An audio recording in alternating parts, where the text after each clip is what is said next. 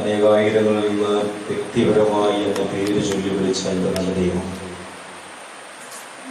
പ്രതികൂല കാലാവസ്ഥകളിലും സാഹചര്യങ്ങളിലും അതൊന്നും വകവയ്ക്കാതെ തമ്പുരാന്റെ സ്നേഹത്തെ പ്രതി ഈ ഭവനത്തിലേക്ക് അവൻ എന്നെ കൂട്ടിക്കൊണ്ടുവന്നിരിക്കുകയാണ്. എൻ്റെ പിതാവിനാൽ ആകർഷിക്കപ്പെടാതെ ആരും എൻ്റെ സന്നദ്ധിയിലേക്ക് കടന്നു വരുന്നില്ല എന്ന് വിശുദ്ധനോട് പറഞ്ഞിട്ടുണ്ടല്ലോ. എൻ്റെ പിതാവിനാൽ ആകർഷിക്കപ്പെട്ട് എൻ്റെ സന്നദ്ധിയിലേക്ക് കടന്നു വന്നിരിക്കുന്ന ഒരുവനെ പോലും ഞാൻ തള്ളിക്കളയുകയില്ല, ഉപേക്ഷിക്കുകയില്ല എന്ന് അവിടുന്ന് പറഞ്ഞു വെച്ചിട്ടുണ്ട്. ഞാൻ നിങ്ങളോട് കൂടെയായിരിക്കും, നിങ്ങളുടെ മധ്യത്തിലേക്ക് ഞാൻ ഇറങ്ങി വരും. നിങ്ങളുടെ ദുഃഖങ്ങളും വേദനകളും നിങ്ങളുടെ പ്രയാസങ്ങളും ഭാരങ്ങളുമൊക്കെ ഞാൻ ഏറ്റെടുക്കും. ഞാൻ നിങ്ങളെ അനുഗ്രഹിക്കും. എന്തെന്നാൽ നിങ്ങൾ എൻ്റെ നാമത്തിൽ 2 or 3 പേർ എവിടെ ഒരുമിച്ച് കൂടിയാലും ഞാൻ നിങ്ങളുടെ മധ്യേ ഉണ്ടായിരിക്കും. നമ്മളെ അനുഗ്രഹിക്കുവാൻ, നമ്മുടെ വേദനകളൊക്കെ ഏറ്റെടുക്കുവാൻ നമ്മളുടെ കൂടെയായിരിക്കുന്ന നല്ല ദൈവം. ആ ദൈവത്തിന്റെ തിരുസന്നിധിയിലേക്ക് നമ്മുടെ കൊച്ചു ജീവിതങ്ങളെ നമുക്ക് സമർപ്പിക്കാം. തിരുവചനം നമ്മളെ ഓർമ്മപ്പെടുത്തുന്നു. യോഹന്നാന്റെ സുവിശേഷം 15-ാം അധ്യായത്തിൽ നമ്മൾ കാണുന്ന 5-ാമത്തെ തിരുവചനത്തിൽ, എന്നെ കൂടാതെ നിങ്ങൾക്കൊന്നും ചെയ്യുവാൻ കഴിയുകയില്ല. ദൈവമായ കർത്താവ് പറയുകയാണ്, നിങ്ങളുടെ ബുദ്ധി കൊണ്ടോ കഴിവ് കൊണ്ടോ, നിങ്ങളുടെ ആരോഗ്യം കൊണ്ടോ, നിങ്ങളുടെ സമ്പത്ത് കൊണ്ടോ നിങ്ങൾക്കൊന്നും നേടുവാൻ കഴിയുകയില്ല. അവിടെയൊക്കെ എൻ്റെ സാന്നിധ്യം കടന്നു വരുന്നില്ലെങ്കിൽ, എൻ്റെ സാമീപ്യം നിങ്ങളോട് കൂടെ ഇല്ല എങ്കിൽ, എന്നോട് കൂടെയല്ല നിങ്ങളെല്ലാം സ്വന്തമാക്കിയതെങ്കിൽ അതെല്ലാം അതിനോട് കൂടെ തകർന്നു പോകും, നശിച്ചു പോകും, ഇല്ലാതാകും എന്ന് കർത്താവ് പറയുകയാണ്. എന്നെ കൂടാതെ നിങ്ങൾക്കൊന്നും ചെയ്യുവാൻ കഴിയുകയില്ല. അവിടെ നമുക്ക് സ്വന്തമായി ഒരു കഴിവും ഇല്ല.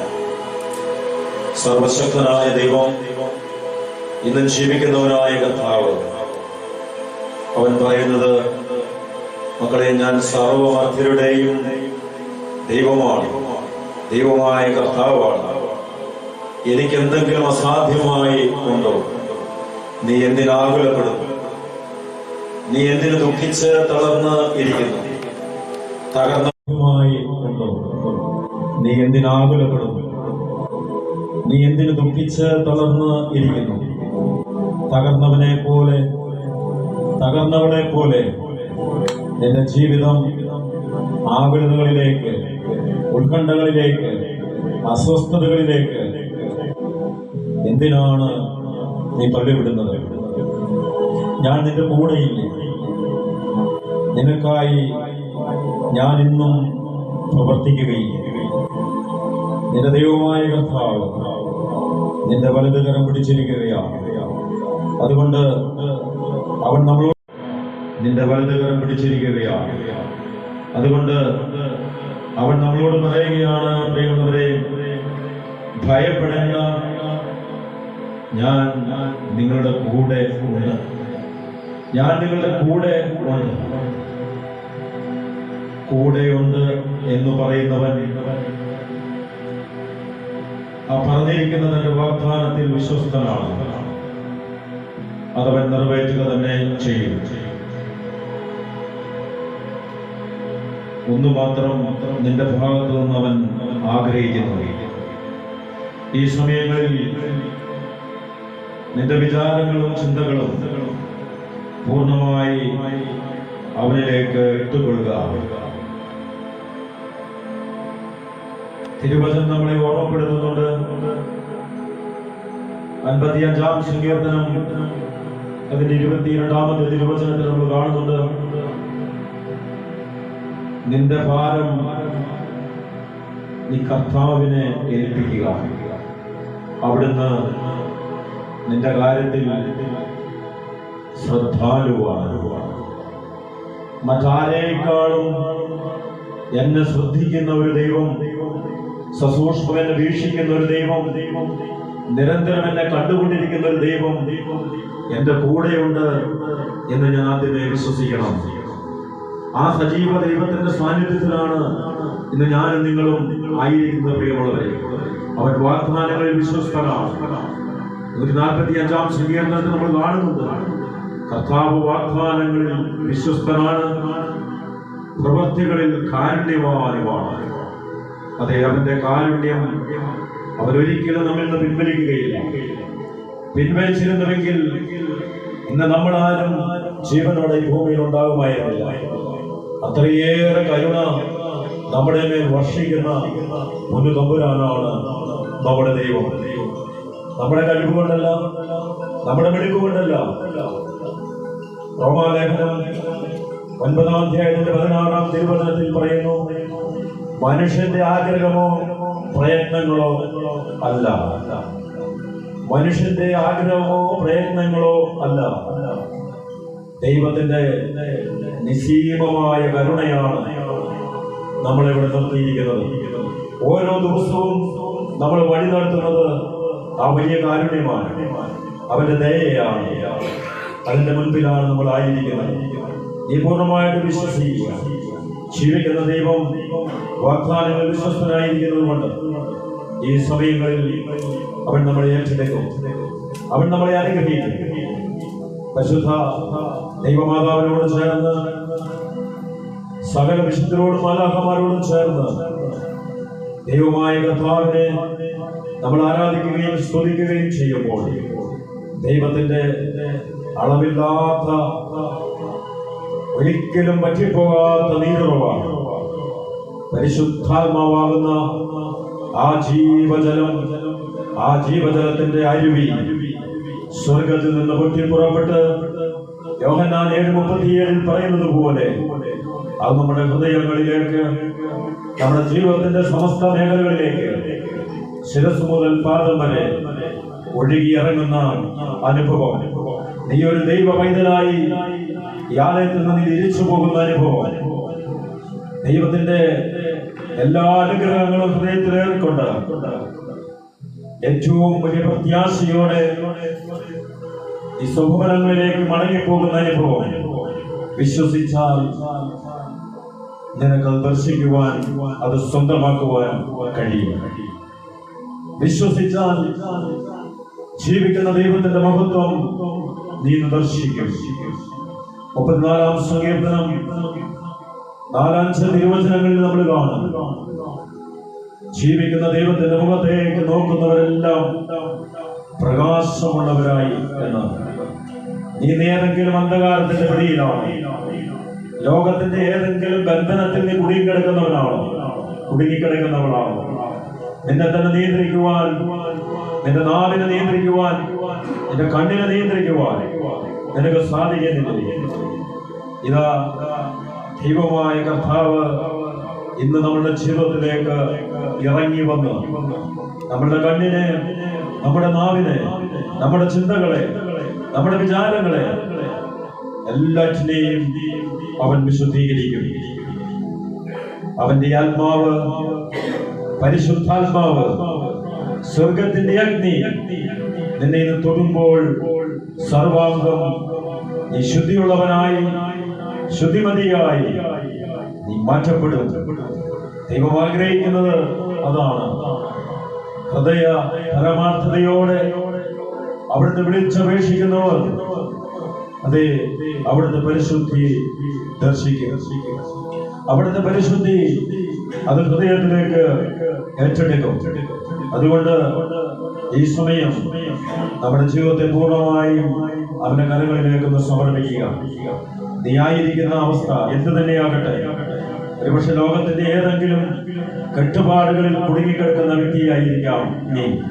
എന്നാൽ ഇന്ന് അവനെ ആരാധിക്കുന്ന ഈ സമൂഹത്തില്, അവന്റെ വാഗ്ദാന പ്രകാരം 2-3 പേർ ഒരുമിച്ച് അവനെ ആരാധിക്കുന്ന ഈ സമൂഹത്തില് നീ കടന്നു വന്ന് ആരാധിക്കുമ്പോൾ സഭയോട് ചേർന്ന്, പരിശുദ്ധാമ്മയോട് ചേർന്ന് ഈ കർത്താവിനെ ആരാധിക്കുമ്പോൾ നിന്നെ ആ കെട്ടുകളിൽ നിന്ന് അവൻ വിട്ടിരിക്കും.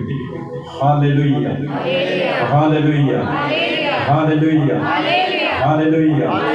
ഹല്ലേലൂയ, ഹല്ലേലൂയ.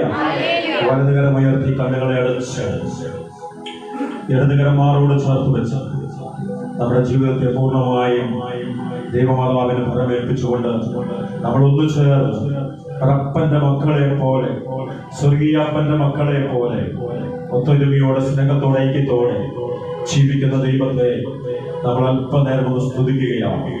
എന്റെ ആദരം നീ തുറക്കണം, എന്റെ ഹൃദയം നീ തുറക്കണം. എന്റെ ദൈവത്തെ ആരാധിക്കുന്നതിന് നീ ലജ്ജിക്കരുത് എന്ന് വചനം പറയുന്നു. മനുഷ്യരുടെ മുമ്പിൽ നീ എന്നെ ഏറ്റു പറയാൻ ലജ്ജിച്ചാൽ സ്വർഗത്തില് മാലാഖമാരുടെ മുൻപിലും നിന്നെ ഏറ്റു പറയാൻ ഞാൻ ലജ്ജിക്കും. അതാണ് സുവിശേഷം 10-ാം അധ്യായം 32-33 തിരുവചനങ്ങളില് ദൈവമായ കർത്താവ് നമ്മളെ ഓർമ്മപ്പെടുത്തുകയാണ്. സമൂഹത്തിന്റെ മുൻപിൽ, മറ്റുള്ളവരുടെ മുമ്പിൽ, കൂട്ടായ്മയിൽ എന്നെ ഏറ്റുപറയാൻ, എന്നെ സ്തുതിക്കാൻ, സ്വതന്ത്രമായി സ്തുതിക്കാൻ, സ്വരമയത്തെ സ്തുതിക്കാൻ നീ മടി വിചാരിക്കരുത്, നീ ലജ്ജ കാണിക്കരുത്, നീ ഭയപ്പെടരുത്. കർത്താവ് നിന്റെ കരം പിടിക്കുകയാണ്. നിന്റെ വലത് കരം ഉയർത്തിരിക്കുന്ന ആ കരത്തിൽ ഒരു കരം തൊടും. ആ കരം ആണിപ്പാടുള്ള കരമായിരിക്കും, ആണിപ്പാടുള്ള കരമായിരിക്കും. നിന്നെ തൊട്ടനുഗ്രഹിക്കുന്ന ദൈവം നിന്റെ തൊട്ടരികെ ഉണ്ട്. കണ്ണുകളെ അടച്ച് ഇടമല ശ്രദ്ധിക്കാതെ എന്റെ ആദരം തുറന്ന്, ഹൃദയം തുറന്ന് നല്ല ദൈവത്തെ ഒന്ന് സ്തുതിക്കാമോ? ഹല്ലേലൂയ.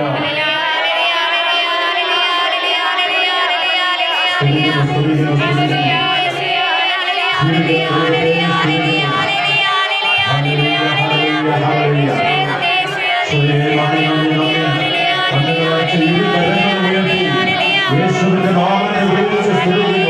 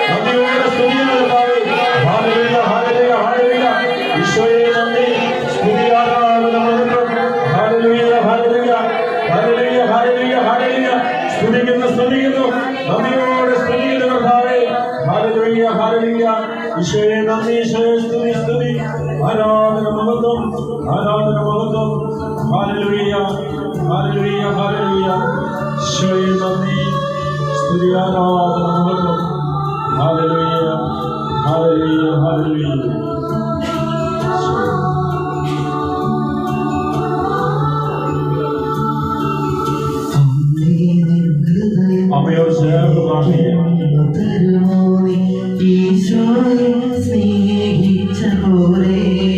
കണ്ണുകൾ അടച്ച കരങ്ങൾ മാറോട് ചേർത്ത് വെച്ച അമ്മമാരോട് ചേർത്ത് പ്രാർത്ഥിക്കുന്നു.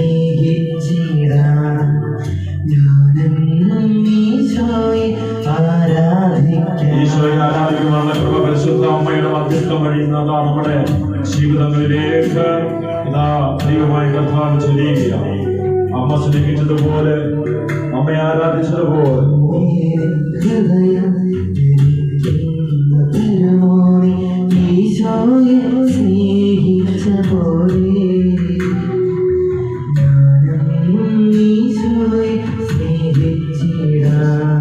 അമ്മ സ്നേഹിച്ചതുപോലെ സ്നേഹിക്കാൻ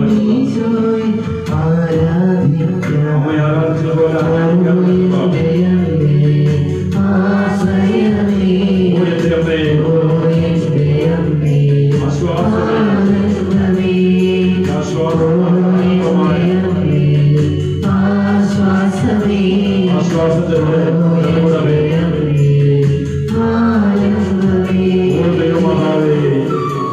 ഞങ്ങൾക്ക് വേണ്ടി ഇപ്പോൾ മധ്യസ്ഥം വഹിക്കണം.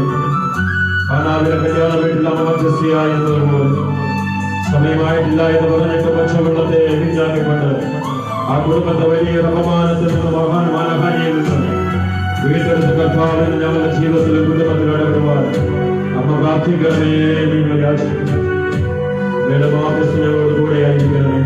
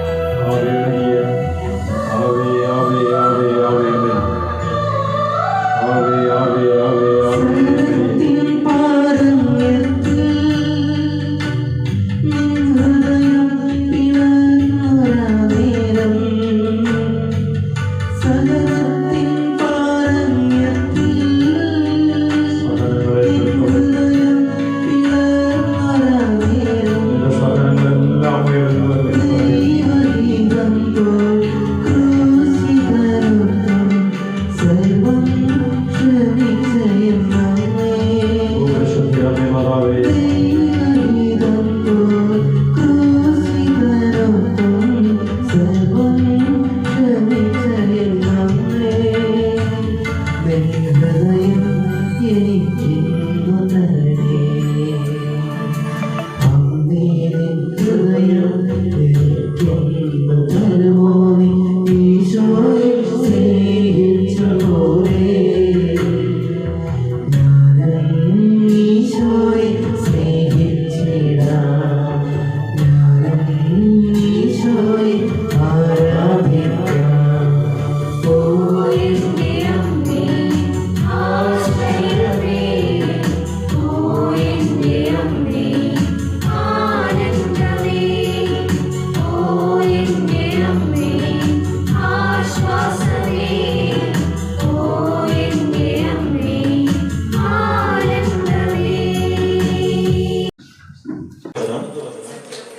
ഉച്ചത്തിൽ മുഴുകുന്ന രക്താളം വെട്ടി അവിടുത്തെ സ്തുതി.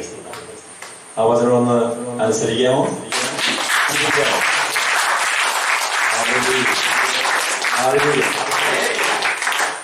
മസലൊന്നും പിടിച്ചിരിക്കുന്നത് ഫ്രീ ആയിട്ടിരിക്കും. നമ്മൾ എവിടെയായിരിക്കുന്നത്? എവിടെ?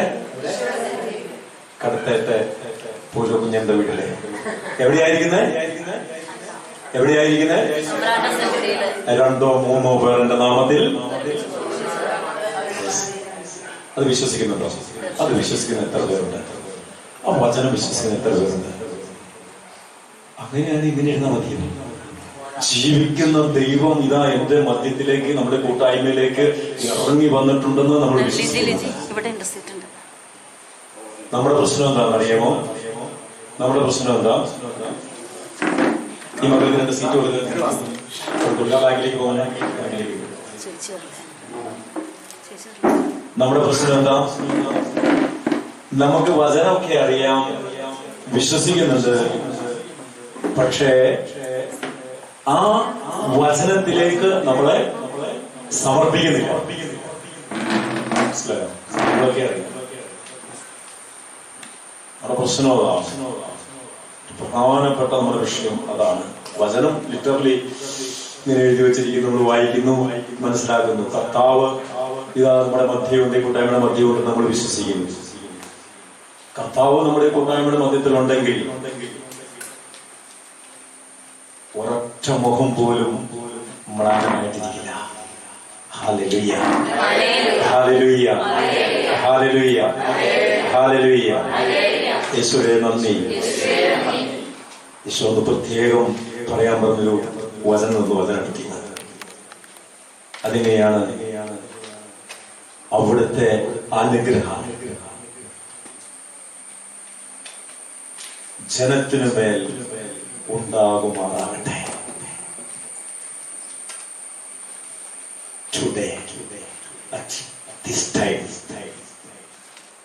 കർത്താവ് പറയുകയാണ്, ദൈവമായ കർത്താവ് പറയുകയാണ്, എന്റെ അനുഗ്രഹം എന്റെ ജനത്തിന്റെ മേൽ ഇന്ന് കർത്താവ് വർഷിക്കും. ഹല്ലേലൂയ. എത്ര പേര് വിശ്വസിക്കുന്നു? എത്ര പേര് വിശ്വസിക്കുന്നു? ഇങ്ങനെ പൊക്കിയാ പോരെ? ഇങ്ങനെ പൊക്കിട്ടൊരു ഹല്ലേലൂയ പറഞ്ഞു. ഹല്ലേലൂയ. ഉറക്ക സ്തുതിക്കുമ്പോൾ അനുഗ്രഹം എന്താ പറയുമോ? എന്താ പറയുമോ? കുട്ടി പിശാചുകളൊക്കെ ഓടിപ്പോ. നമ്മൾ പതുക്കെ മനസ്സിൽ പ്രാർത്ഥിച്ചാലോ അതാണ് നമ്മൾ കെട്ടുകൾ അഴിയാതെ വരുന്നതിന്റെ ഒരു കാരണം, ബന്ധനം അഴിയാതെ വരുന്നതിന്റെ ഒരു കാരണം. നമ്മള് പതുക്കെ പ്രാർത്ഥിക്കുക, പതുക്കെ സ്തുതിക്കുക, സ്വരമുയർത്തി പ്രാർത്ഥിക്കണം, സ്വരമുയർത്തി കർത്താവിനെ സ്തുതിക്കണം. ആര് കേൾക്കും ഇത്? ആര് കേൾക്കും? ആര് കേൾക്കും? കർത്താവിനെ ആരാധിക്കാനായിട്ട് നമ്മൾ കടന്നു വരുമ്പോ കൂടുതൽ വേറെ ആര് വരുന്നുണ്ട്? ആര് വരുന്നുണ്ട്? ആരുണ്ട്? സംശയമുണ്ടോ? ആർക്കെങ്കിലും സംശയമുണ്ടോ? ഉണ്ടോ? ചേച്ചി ഉണ്ടോ? ഇല്ല. ആർക്കെങ്കിലും ഉണ്ടോ? കൈ വർദ്ധിക്കോ? കർത്താവിനെ ആരാധിക്കുന്ന സമൂഹത്തില് സാത്താൻ കടന്നു വരും. ഇല്ല എന്ന് വിശ്വസിക്കുന്നവർ ഇല്ല, സാത്താൻ കടന്നു വരത്തില്ല. കാരണം ജീവിക്കുന്ന ദൈവത്തെയാണ് നമ്മളിവിടെ ആരാധിക്കുക. കടന്നു വരും, കടന്നു വരും. അങ്ങനെയുള്ളവർ നേരെ ഈശോ ഇത് രണ്ടിലും പെടാത്ത ആൾക്കാരുണ്ട്. കടന്നു വരും എന്നുള്ള കടവർക്ക് എന്ത് നിർത്താനും മടി. ബൈബിൾ വായിച്ചിട്ടുണ്ട്. പഴയ നിയമത്തിൽ യോബിന്റെ പുസ്തകം എന്ന് പറഞ്ഞ പുസ്തകമുണ്ട്. സമ്പൂർണ്ണ ബൈബിള് ജോബിന്റെ പുസ്തകമുണ്ട്. സത്യവേദോസത്തില് ഈ യോബിന്റെ പുസ്തകം അതൊന്ന് വായിച്ചു നോക്കിയാൽ മതി. മനുഷ്യപുത്രന്മാർ ദൈവസന്നിധിയിലേക്ക് കടന്നു നിന്നു, അഥവാ സ്വർഗത്തിലേക്ക് ചെന്നപ്പോ ആരും കൂടെ ചെന്നു? സാത്താനും കൂടെ ചെന്നു.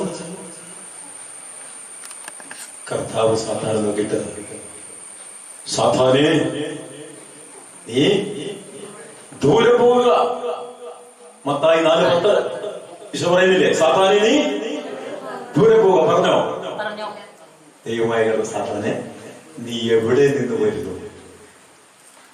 നീ എവിടെ നിന്ന് വരുന്നു? ഭൂമി മുഴുവൻ ചുറ്റി സഞ്ചരിച്ചിട്ട് വരിക. കർത്താവേ, നീ എന്റെ ദാസൻ യോബിനെ കണ്ടോ? സത്യസന്ധനും നീതി നിഷ്ഠനും അണുവട വ്യതിചലിക്കാത്തവൻ നിഷ്കളങ്കൻ. നീ കണ്ടോ? ഞാൻ കണ്ടു. നീ വാരി കോരി കൊടുത്തിരിക്കുകയല്ലേ, പിന്നെ എങ്ങനെ നിന്നെ ആരാധിക്കാതിരിക്കും? നീ കൊടുത്തിരിക്കുന്ന സംഭവത്തിൽ നിന്ന് തൊട്ടു നോക്കിയാൽ അറിയാം നിന്നെ അവൻ ആരാധിക്കുമോ തള്ളിപ്പറയുമോ ഇല്ലയോ എന്നുള്ളത്. ദൈവമായ കർത്താവ് സാത്താന് പെർമിഷൻ കൊടുക്കുകയാണ് യോബിന്റെ ജീവിതത്തെ തകിടം മറിക്കാൻ, യോബിന്റെ ജീവിതത്തെ മാന്തിപ്പറിക്കാൻ, തച്ചുടയ്ക്കാൻ ദൈവം സാത്താനെ അനുവദിക്കുന്നു. പക്ഷെ അവിടെയും പൊന്നു തമ്പുരാൻ ഒരു കാര്യം പറയുന്നുണ്ട്. എന്താണെന്നറിയാമോ? അവന്റെ ജീവനിൽ നീ തൊട്ടുപോകരുത്. കാരണം ഒരു മനുഷ്യന്റെ ഉള്ളിലുള്ള ജീവൻ ആരുടേതാ?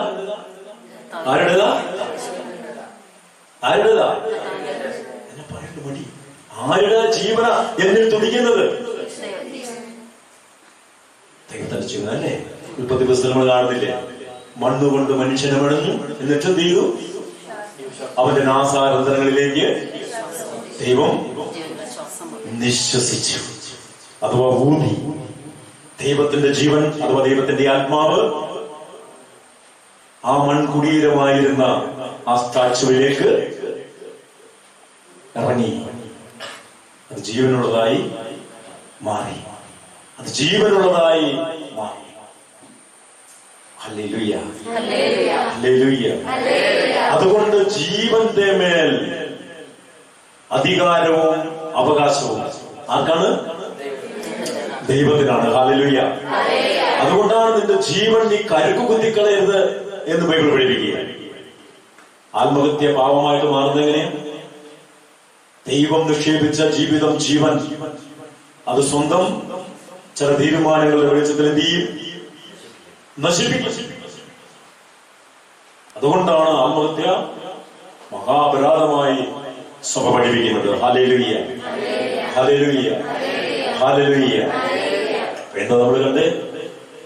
ദൈവമായ കർത്താവിന്റെ അനുഗ്രഹം ഇന്ന് ഈ കടന്നു വരും.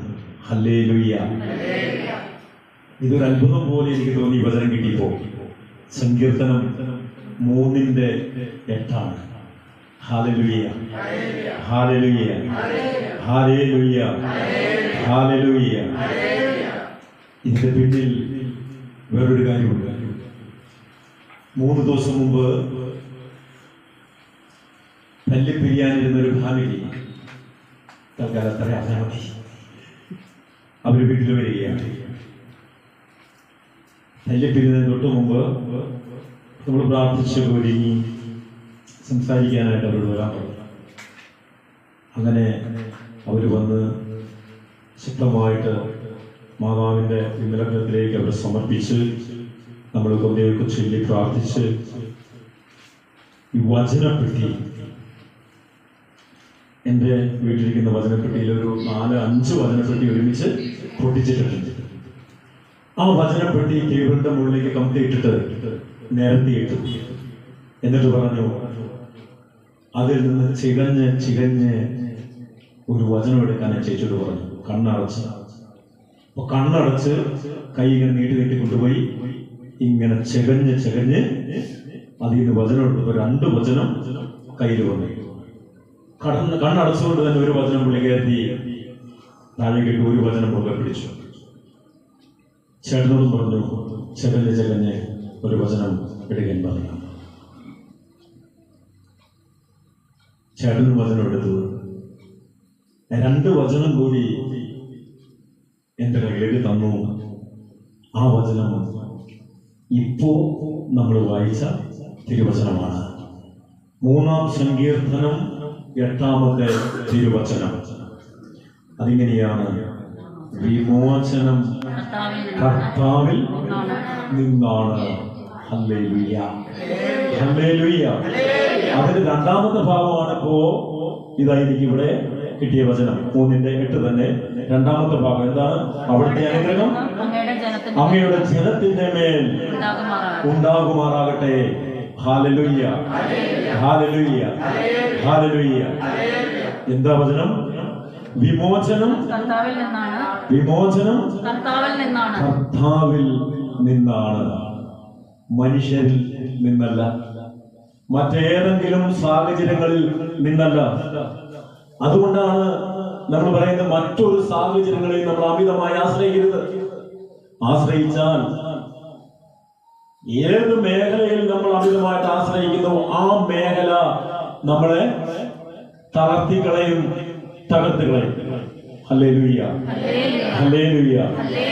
കാരണം കർത്താവ് നമ്മളോട് പറയുകയാണ്, ഞാനാണ് നിന്നെ ഉയർത്തുന്നവൻ, ഞാനാണ് നിന്നെ രക്ഷിക്കുന്നവൻ. അതാണ് 3:8 പറയുന്നത്. വിമോചനം കർത്താവിൽ നിന്നു മാത്രമാണ്. Hallelujah, hallelujah. എന്നിട്ട് പറയുകയാണ്, അവിടുത്തെ അനുഗ്രഹം അങ്ങയുടെ ജനത്തിന്റെ മേൽ ഉണ്ടാകുമാറാകട്ടെ. Hallelujah, hallelujah. രണ്ടുപേരിൽ നിന്ന് കരയാൻ തുടങ്ങി. ഇതൊരു അത്ഭുതമല്ല എന്ന് ആര് പറഞ്ഞു? ഇതൊരു അത്ഭുതമല്ല എന്ന് എങ്ങനെ പറയാൻ നമുക്ക് പറ്റും? അന്ധന് കാഴ്ച കിട്ടുന്നതും, മരിച്ചവർ ഉയർത്തുന്നതും, കുഷ്ഠരോഗി സുഖപ്പെടുന്നതും മാത്രമാണോ അത്ഭുതം? ഞാൻ പറയും, അതിലും വലിയ അത്ഭുതം ഇതാണ്.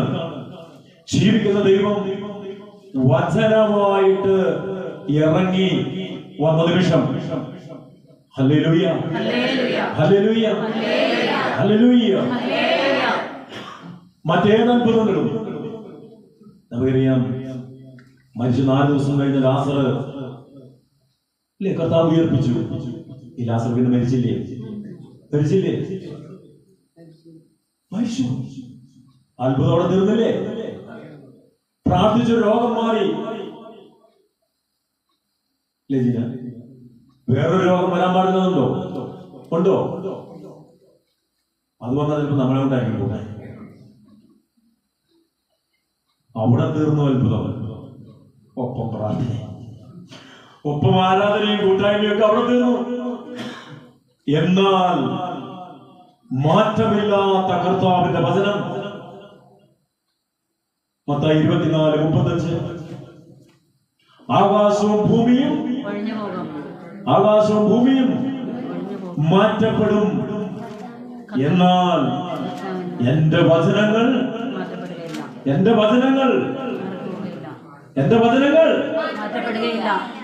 മാറ്റപ്പെടുകയില്ല. ഒരു നാളും മാറ്റപ്പെടുകയില്ല. എന്തിനാ നമ്മൾ വിശ്വസിക്കണ്ടേ?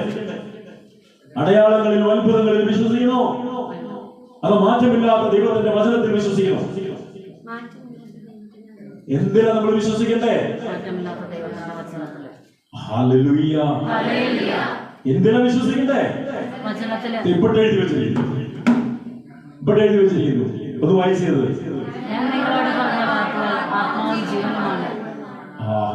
വചനം വായിച്ചു. എന്തൊരു സൗണ്ട്! ഞാൻ നിങ്ങളോട് പറഞ്ഞ ആത്മാവും ജീവനുമാണ്. വാക്കുകൾ, യേശുവിന്റെ വാക്കുകൾ എന്ന് പറഞ്ഞ എന്താ? വചനം. യേശുവിന്റെ വചനം. ഞാൻ നിങ്ങളോട് പറഞ്ഞ വാക്കുകൾ, വചനം ആത്മാവും ജീവനുമാണ്. Hallelujah, hallelujah. ആത്മാവും ജീവനുമായ വചനം. മക്കളെ, നമുക്ക് വേറെ എന്താ വേണ്ടത്? ആത്മാവുണ്ട്, ജീവനുണ്ട്. എന്തുണ്ട് പിന്നെ അതിലെ ബാക്കി? എന്തുണ്ട്? ഞാൻ പറയും, അവിടെ ത്രിത്വൈക ദൈവം ഒരു വ്യക്തി വചനത്തെ ഹൃദയത്തിലേക്ക് ഏറ്റെടുക്കുമ്പോ പിതാവും പുത്രനും പരിശുദ്ധാത്മാവുമായ ദൈവം. ഹല്ലേലൂയ, ഹല്ലേലൂയ, ഹല്ലേലൂയ. ആത്മാവും ജീവനും ആയ വചനം. ആത്മാവ് ത്രിത്വത്തിലെ രണ്ടാമത്തവൻ, ത്രിത്വത്തിലെ മൂന്നാമത്തവൻ ആത്മാവ്, പരിശുദ്ധാത്മാവ്. ഇനി ജീവൻ. ആരാ ജീവൻ നമുക്ക് തന്നത്? പാപം മൂലം മരിച്ച അവസ്ഥയിലായി നമുക്ക് പുതുജീവൻ നൽകിയത് ആരാണ്? യേശു കർത്താവിന്റെ ബലിയുടെ അനന്തയോഗ്യത. അപ്പൊ ജീവനായി. രണ്ടാമത്തെ ആളുമായി, മൂന്നാമത്തെ ആളുമായി. ഇനി ആരാവേണ്ടത്? പിതാവായ ദൈവം. അതിനകത്തുണ്ടോ? ഇതിനകത്തുണ്ടോ? ആദിയിൽ വചനമുണ്ടായിരുന്നു, വചനം ദൈവത്തോട് കൂടെയായിരുന്നു, വചനം ദൈവമായിരുന്നു. ഓൾറെഡി ഇവിടെയുണ്ട്, പിതാവുണ്ട്. യോഹന്നാൻ 1:1. അപ്പൊ പിതാവുണ്ട്, പുത്രനുണ്ട്, പരിശുദ്ധാത്മാവുണ്ട്. ഒരു വചനം ഈ ഹൃദയത്തിലേക്ക് ഏറ്റെടുക്കുമ്പോ, വിശ്വസിക്കുമ്പോ ഓർത്തുകൊള്ളണം, അവിടെ കടന്നു വരുന്നത് പിതാവും പുത്രനും പരിശുദ്ധാത്മാവുമാണ്. ഹല്ലേലൂയ, ഹല്ലേലൂയ, ഹല്ലേലൂയ, ഹല്ലേലൂയ. അതുകൊണ്ട് ആണ് സഭ അനുദിനം വചനം നമ്മള് വായിച്ച് ധ്യാനിച്ച് പ്രാർത്ഥിക്കണം. ആ അഭിഷേകത്തിൽ നമ്മുടെ ജീവിതത്തെ, വചനാഭിഷേകത്തിലേക്ക് നമ്മുടെ ജീവിതത്തെ നമ്മൾ കൊടുക്കണം. അല്ലെങ്കിൽ വചനത്തിലേക്ക് നമ്മുടെ ജീവിതത്തെ നമ്മൾ ചേർത്ത് വെക്കണമെന്ന് സഭ നമ്മളെ പഠിപ്പിക്കുന്നതും ബോധിപ്പിക്കുന്നതും അതുകൊണ്ടാണ്. വചനമില്ലാതെ മക്കളെ നമുക്ക് ഇനി പിടിച്ചു നൽകാൻ പറ്റത്തില്ല. വചനമില്ലാതെ അത് നിന്റെ ഹൃദയത്തിൽ ഉണ്ടായിരിക്കണം. ഹല്ലേലൂയ, ഹല്ലേലൂയ, ഹല്ലേലൂയ. നമ്മൾ എന്തിനു വേണ്ടിയാ ഓടുന്നത്? ഒരു വചനം എന്റെ ഹൃദയത്തിൽ ആഴമായി പതിയണമേ എന്നുള്ള ആഗ്രഹമാണോ? അതോ എന്റെ കുറെ പ്രശ്നങ്ങൾ, എന്നെ അലട്ടുന്ന കുറെ പ്രശ്നങ്ങൾ, ആ പ്രശ്നത്തിനൊരു ഉത്തരം കിട്ടണം, അതിനൊരു പരിഹാരം ഉണ്ടാകണം, ആ നിയമങ്ങളുടെ മേൽ അത്ഭുതങ്ങൾ നടക്കണം. ഒരു പ്രധാനപ്പെട്ട കാര്യം അതാണ്. നമ്മൾ പ്രാർത്ഥനാ കൂട്ടായ്മയിലേക്ക് കടന്നു പോകുന്നതിന്റെയും ധ്യാന കേന്ദ്രങ്ങളിലേക്ക് ഓടുന്നതിന്റെയും അതുപോലെ തന്നെ അത്ഭുതങ്ങളും അടയാളങ്ങളും നടക്കുന്ന സ്ഥലത്തേക്കൊക്കെ നമ്മൾ ഓടുന്നതിന്റെയും ഒരു പ്രധാനപ്പെട്ട കാരണം അതാണ്. ഇന്ന് എല്ലാ സംഭവങ്ങളും വിട്ടു നോക്കി നൂറുകണക്കിന് ആയിരക്കണക്കിന് ആളുകൾ നമുക്ക് കൃപാസനത്തിലേക്ക് പോകുന്നു. തെറ്റാണെന്ന് ഞാൻ പറയുന്നില്ല. പരിശുദ്ധാമ്മയുടെ പ്രത്യക്ഷീകരണമാണ് അവിടെ നടന്നത്. പരിശുദ്ധാമ്മയുടെ സാന്നിധ്യമുണ്ട്. പക്ഷെ പോകുന്ന ജനം അവർ തെറ്റുപറ്റാൻ പാടില്ല. പരിശുദ്ധ അമ്മയുടെ സന്നിധിയിലേക്ക് ഒരാൾ ചെല്ലുമ്പോൾ അമ്മയിൽ ഉണ്ടായിരുന്ന നമ്പർ 1 ക്വാളിറ്റി, അവൾ ദൈവവചനത്തെ തന്റെ ഹൃദയത്തിൽ പൂർണ്ണമായും സംഗ്രഹിച്ചിരുന്നു. ഹല്ലേലൂയ, ഹല്ലേലൂയ, ഹല്ലേലൂയ. അതുകൊണ്ട് അവൾ തളർന്നില്ല. അല്ലേ? കാനാവില് സ്വധൈര്യം പുത്രനോട് പറഞ്ഞു, അവർക്ക് വീഞ്ഞില്ല. കാലിത്തൊഴുത്തിൽ നമ്മൾ കാണുന്നുണ്ട്. കാലിത്തൊഴുത്തിലും അവൾ തളർന്നില്ല. അനേകം ഭവനത്തിന്റെ കവാടങ്ങൾ മുട്ടി, സത്രങ്ങളുടെ വാതിലുകൾ മുട്ടി, എങ്ങും ഒരിടം കിട്ടിയില്ല. ലോകത്തിന്റെ രക്ഷകന് പൂജാതനാകുവാനായി കേവലം നാറി നശിച്ചു കിടക്കുന്ന, അഴുക്ക് പിടിച്ച, ചെടി പുരണ്ട, ചാണകം നിറഞ്ഞ ആ ഒരു കാലിത്തൊഴുത്താണ്, ഒരു ഗുഹയാണ് പുത്രന് ജന്മം കൊടുക്കുവാൻ അമ്മയ്ക്കും യോസേപ്പ് പിതാവിനും കിട്ടിയത്. നമ്മൾ വളരെ മനോഹരമായി പുൽക്കൂടുണ്ടാക്കും. അന്നത്തെ സാഹചര്യത്തില് ഈ ഇടയന്മാര് വലിയ ഈ പേമാരി കൊടുങ്കാറ്റ് എന്നൊക്കെ പറയുന്ന മരുഭൂമിയിൽ വരുന്ന ഒരു കാറ്റ് ഈ മണൽക്കാറ്റാണ്. നമ്മൾക്ക് ഇവിടെ വരുന്ന പോലെ മണൽക്കാറ്റ്. ഈ മണൽക്കാറ്റ് വന്നു കഴിഞ്ഞാൽ വളരെ നൈസായിട്ടുള്ള മണൽക്കാറ്റ് 4 ദിക്കുകളിൽ നിന്ന് വീശിയടിക്കും. ചിലപ്പോൾ നമ്മൾ ശ്വാസം മുട്ടി മരണം വരെ സംഭവിച്ചിട്ടുണ്ട്. ഈ മണൽക്കാറ്റ് അതിലൊക്കെ ഞാനൊക്കെ പെട്ടുപോയിട്ടുണ്ട്. സൗദി അറേബ്യയിലൊക്കെ ആ ചൂട് സമയത്ത്, ഏറ്റവും നല്ല ചൂട് സമയത്തൊക്കെ ഇതുപോലത്തെ മണൽക്കാറ്റുകളടിക്കും.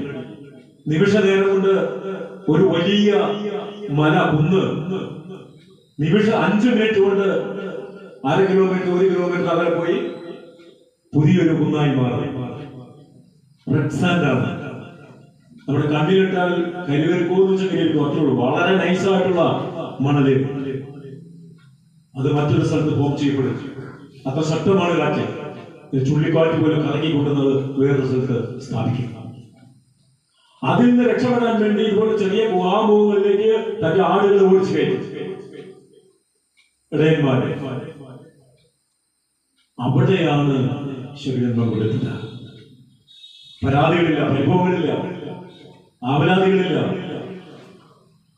കാലിത്തൊഴുത്തിലും കാനാവിലും കാൽവരിയിലും പതറാതെ നിന്നവൾ. എന്തുകൊണ്ട്? അവളുടെ ഹൃദയത്തിൽ വചനം നിറച്ചിരുന്നു. ദൈവവചനത്തിന്റെ നിറകുടമാണ് അമ്മ. വചനത്തിന്റെ അമ്മയാണ് നമ്മുടെ അമ്മ. അതുകൊണ്ടാണ് അവളുടെ മാധ്യസ്ഥം നമ്മൾ തേടുന്നത്. പുതിയ നിയമത്തിൽ കേൾക്കുമ്പോ ദൈവത്തിന്റെ ശക്തി, ദൈവത്തിന്റെ വാഗ്ദാനം, പരിശുദ്ധാത്മാവിനെ ആദ്യമായി സ്വീകരിച്ചവൾ, ദൈവ കൃപയാൽ നിറഞ്ഞവൾ. അതുകൊണ്ടാണ് വചനവേദികളിൽ അപ്പോസ്തോലിക സഭ ഈ അമ്മയ്ക്ക്, ഈ ദൈവമാതാവിന് ഇത്രയും പ്രാധാന്യം കൊടുക്കുക. ഹല്ലേലൂയ, ഹല്ലേലൂയ, ഹല്ലേലൂയ, ഹല്ലേലൂയ. മക്കളെ, ആ അമ്മ പറയുന്നത് അവൻ പറയുന്നത് ചെയ്യുവിൻ. യോഹന്നാൻ 2:5. അവൻ ആരായവൻ? യേശു പറയുന്നത്, എന്റെ പുത്രൻ മിശിഹ ക്രിസ്തു, അവൻ പറയുന്നത് നിങ്ങൾ ചെയ്യുവിൻ. ഹല്ലേലൂയ, ഹല്ലേലൂയ, ഹല്ലേലൂയ. അവനാണ് പറഞ്ഞത്, എന്റെ വചനം ഒരിക്കലും മാറ്റപ്പെടാത്തതാണ്. എല്ലാം അകന്നു പോകും. ഈ കാണുന്ന സർവ സൗകര്യങ്ങളും നമ്മളെ വിട്ടുപോകും. വിട്ടുപോകാത്ത ഒന്ന് മാത്രം, നിന്റെ ഹൃദയത്തില്, നിന്റെ ചങ്കിനകത്ത് നീ എഴുതി വെക്കുന്ന, സംഗ്രഹിച്ചു വെക്കുന്ന ഈ മാറ്റമില്ലാത്ത ഈ വചനം, ഇത് മാത്രമേ നിലനിൽക്കത്തുള്ളൂ. Hallelujah, hallelujah. ലക്ഷക്കണക്കിന്, കോടിക്കണക്കിന് ഇതിനെ പ്രതി രക്തം ചിന്തിയവർ, നീട്ടിപ്പിടിച്ച വാളിന്റെ മുൻപിലേക്ക് തലവെച്ചു കൊടുത്തവർ, ഹിംസ്രജന്തുക്കളുടെ മുൻപിലേക്ക് വലിച്ചെറിയപ്പെട്ടവർ, ജീവനോടെ തീപന്തങ്ങളായി കത്തിച്ച് തൂണിന്മേൽ നാട്ടപ്പെട്ടവർ. മക്കളെ, ഈ മാറ്റമില്ലാത്ത വചനത്തെ പ്രതിയും ഈ വചനത്തിന്റെ ശക്തി, അഭിഷേകവും എന്താണെന്ന് തിരിച്ചറിഞ്ഞിട്ടുമാണ് ഈ ലഘുവായ ജീവിതത്തെ, ഈ മൺകൂനയെ വിട്ടുകൊടുക്കാൻ അവൻ തയ്യാറായത്. ഹല്ലേലൂയ, ഹല്ലേലൂയ, ഹല്ലേലൂയ, ഹല്ലേലൂയ. അതുകൊണ്ട് നിന്റെ ഹൃദയത്തിലേക്ക് അവന്റെ വചനങ്ങൾ ഏറ്റെടുക്കുക. അവന്റെ വചനം അഭിഷേകമായി നിന്നിൽ നിറയട്ടെ. അത് നിന്നിലേക്ക് നിറഞ്ഞ് കവിഞ്ഞ് ഒഴുകട്ടെ. അതാണ് വിശ്വസിക്കുന്നവന്റെ ഹൃദയത്തിൽ നിന്ന് വിശുദ്ധ ലിഖിതം പ്രസ്താവിക്കുന്നത് പോലെ ജീവജലത്തിന്റെ അരുവികൾ പൊട്ടി പുറപ്പെടും. ഹല്ലേലൂയ, ഹല്ലേലൂയ, ഹല്ലേലൂയ. ഇത് പൊട്ടി പുറപ്പെടും അനേകായിരങ്ങളിലേക്ക്. മറ്റ് നമ്മുടെ ജീവിതത്തിന്റെ അവസ്ഥകളിലേക്കും മേഖലകളിലേക്കും ഒക്കെ ഇത് പൊട്ടി ഒഴുകാൻ തുടങ്ങും. ഒഴുകുന്നിടത്തൊക്കെ അനുഗ്രഹം, വിടുതൽ, സൗഖ്യം ഇതുണ്ട്. കാരണം എന്താ? ഈ വചനം പുതിയതിനെ സൃഷ്ടിക്കുന്നതാണ്. ഹല്ലേലൂയ. പഴയതിനെ പുതുക്കുന്നതാണ്, ഇല്ലാത്തതിനെ ഉണ്ടാക്കുന്നതാണ്, രോഗത്തെയും രോഗാണുക്കളെയും നിർവീര്യമാക്കുന്നതാണ്. Hallelujah, hallelujah. അതുകൊണ്ടാണ് വചന പ്രസംഗ വേദികളിൽ അത്ഭുതങ്ങളും അടയാളങ്ങളും സംഭവിച്ചുകൊണ്ടിരിക്കുന്നത്. ഹല്ലേലൂയ. എന്റെ വചനം സത്യമാണെന്ന് സ്ഥിരീകരിക്കാൻ വചനവേദികളിൽ ഞാൻ അടയാളങ്ങളും അത്ഭുതങ്ങളും പ്രവർത്തിക്കും. ഹല്ലേലൂയ, ഹല്ലേലൂയ. യേശുവേ നന്ദി, യേശുവേ സ്തുതി. ഹല്ലേലൂയ. ചാടിയെണീറ്റ് കർത്താവിനെ ആരാധിക്കാൻ പോകുന്നു, സ്തുതിക്കാൻ പോകുന്നു.